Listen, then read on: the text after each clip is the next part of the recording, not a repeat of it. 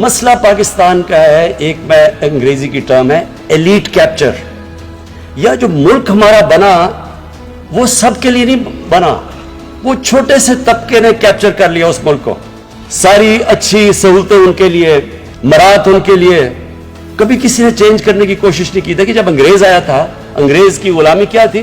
انگریز نے اپنے لیے ایک اسپیشل سسٹم بنائے ہوئے تھے، وہ کنٹونمنٹس میں رہتے تھے، وہاں عام یہاں کے ہندوستانی نہیں جا سکتے تھے، ان کی اپنی سٹینڈرڈ تھی، ان کی تنخواہیں مفت تھی، وہ زیادہ وہ حکمران تھے، ہمارے پیسوں کے اوپر وہ بادشاہ بن کے رہتے تھے، ہم غلام تھے۔ لیکن جب ہمیں آزادی ملی تو ہمیں کرنا یہ چاہیے تھا کہ ہمارے جو حکمران آئے انہوں نے پھر سب کو بیچ میں، جس کو انکلوسیو کہتے ہیں، سب کو شامل کرنا چاہیے تھا پاکستان کی ترقی میں، وہ نہیں ہوا۔ میرے پاکستانیوں، بڑی تیزی سے اسلام آباد میں عدالت میں میرا توشہ خانہ کا کیس چل رہا ہے، ہمایوں دلاور صاحب پریزائڈ کر رہے ہیں اس میں،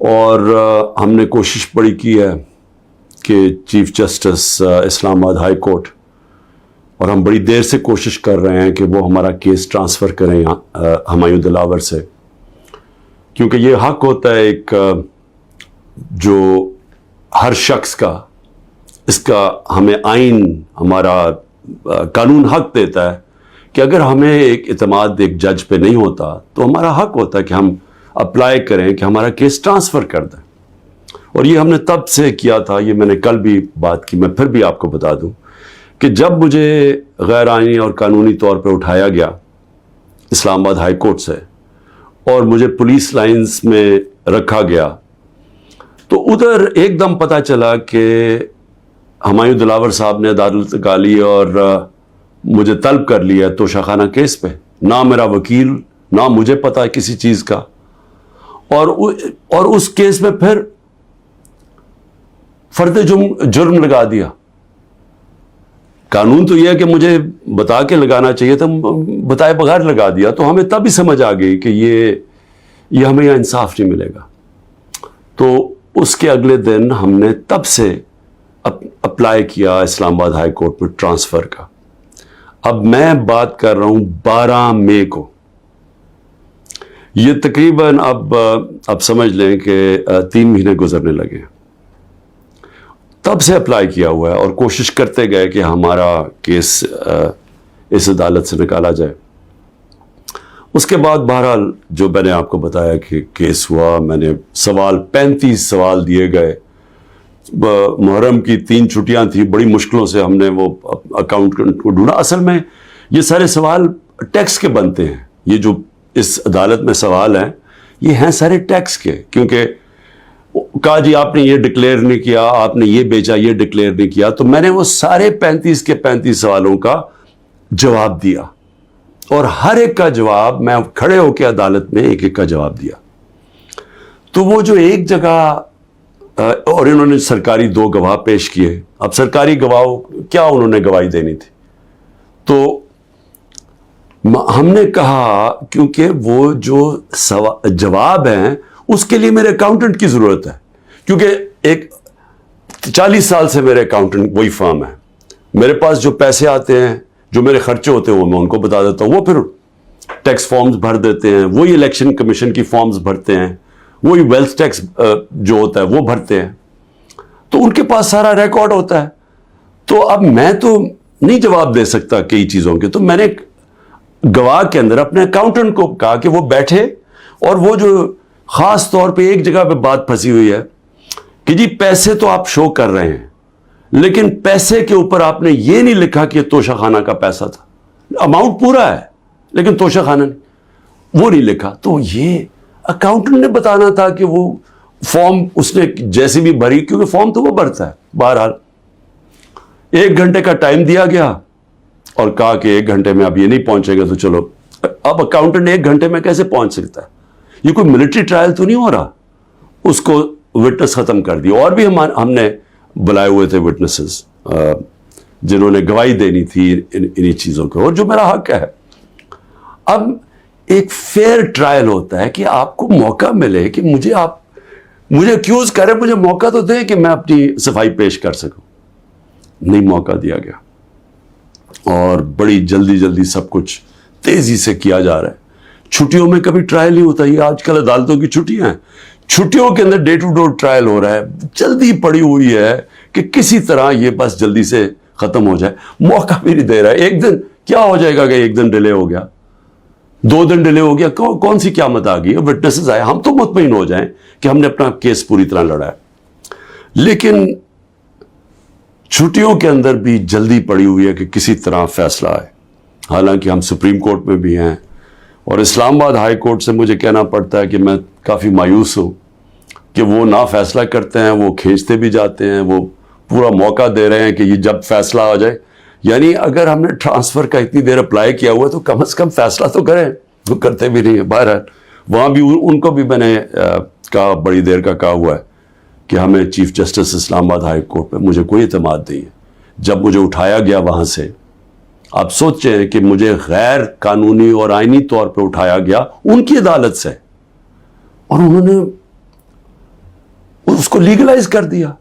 یعنی اصل میں تو ان کو اللیگل کرنا چاہیے تھا. سپریم کورٹ کو تو جانے کی نوبت نہیں ہونی چاہیے تھی. ان کی عدالت میں بیٹھا ہوں, شیشے توڑ کے, ڈنڈے مار کے, وکیلوں کو مار کے, وہ بیچارہ رجسٹری سٹاف ان کو ڈنڈے مار کے, اور مجھے گھسیٹ کے لے گئے وہاں سے ان کی عدالت سے. اور چیف جسٹس نے کچھ بھی نہیں کیا, بلکہ اس کو جائز قرار دے دیا گیا. اس کے بعد جو اس سے پہلے ٹرین کیس تھا, 3 ممبر بینچ بیٹھا, 2 ججز نے واضح طور پہ کہہ دیا کہ مینٹینیبل کیس. چیف جسٹس صاحب فیصلہ نہیں کر رہے, وہ بھی لٹکایا ہوا وہاں. اور ہمیں اعظم سواتی کو بہت اعتراضات تھے. انہوں نے لیٹر لکھا کہ مجھے اعتماد نہیں ہے آپ کے اوپر.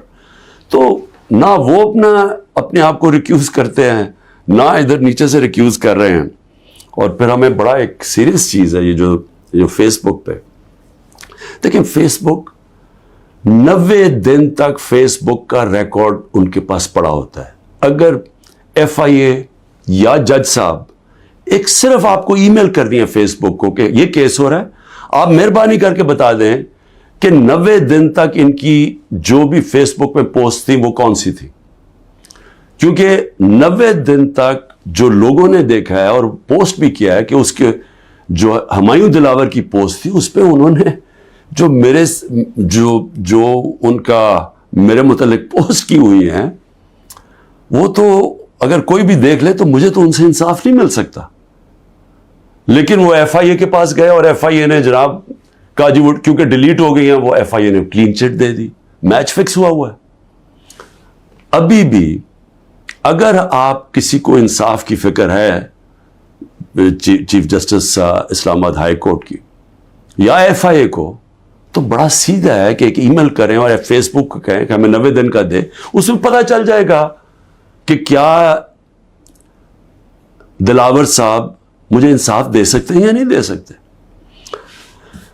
میں اس کے بعد دوسری بھی بات کرنا چاہتا ہوں, کیونکہ یہ تو اب دیکھتے ہیں, یہ بڑی تیز سپیڈ سے چل رہا ہے. اب دیکھتے ہیں آگے کیا ہوتا ہے. لیکن ابھی تک تو کوئی امید نہیں نظر آ رہی کہ جو فیئر ٹرائل ہوتی ہے وہ مجھے ملے گی, جو میرا رائٹ ہے. دوسری چیز یہ جو انہوں نے 2 بلز اسمبلی میں لے کے آئے بڑی تیزی سے, پتہ نہیں انہوں نے کتنے بل پاس کر دیے 1 گھنٹے کے اندر, کوئی 15 نئی لیجسلیشن لے آئے. وہ گورنمنٹ جو جا رہی ہے 15 لیجسلیشن, 8-10 لوگ بیٹھے ہوئے تھے اسمبلی میں. جمہوریت کا مذاق اڑا ہے. نہ وہ بل پڑے گئے ہیں نہ کچھ ہے, جلدی سے, اور سارا بل کے پیچھے بدنیتی ہے.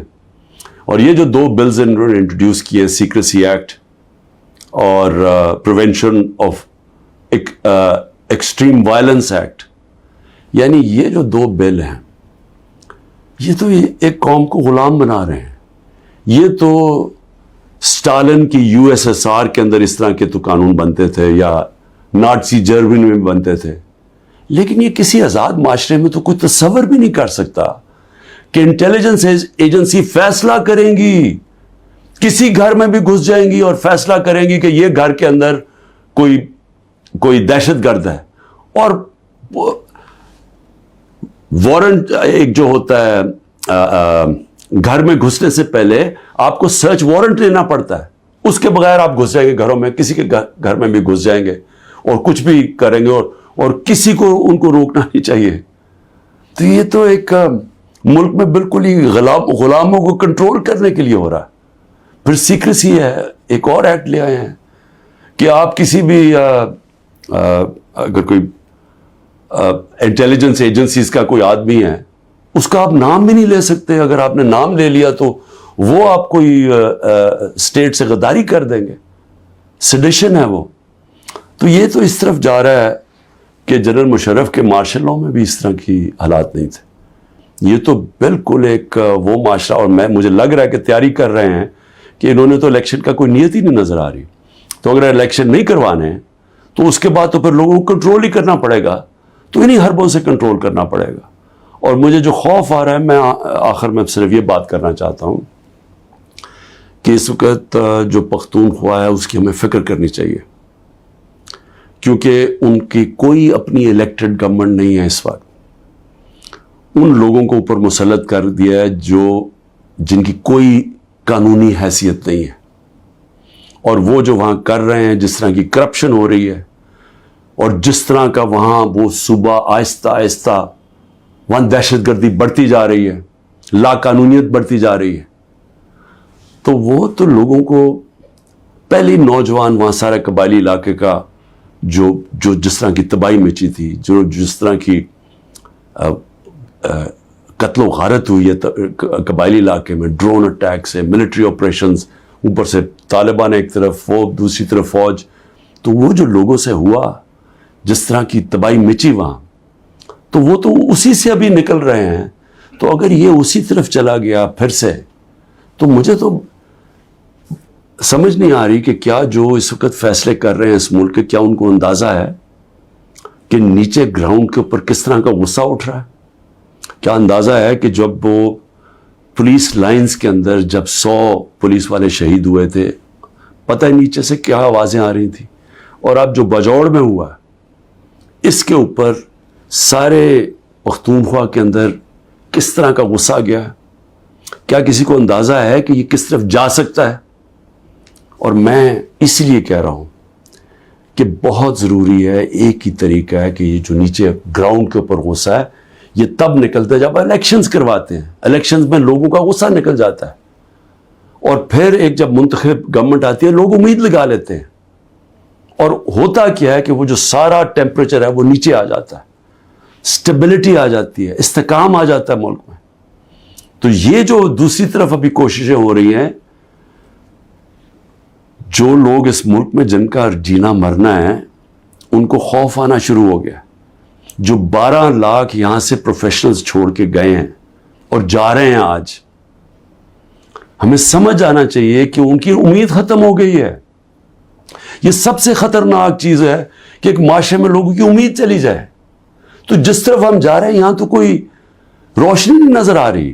اور اگر انہی لوگوں نے بیٹھے رہنا, یا اسی طرح پاکستان میں الیکشنز کے بغیر ایک کنٹرولڈ گورنمنٹ چلانی ہے اور لوگوں کو کنٹرول کر کے چلانا ہے.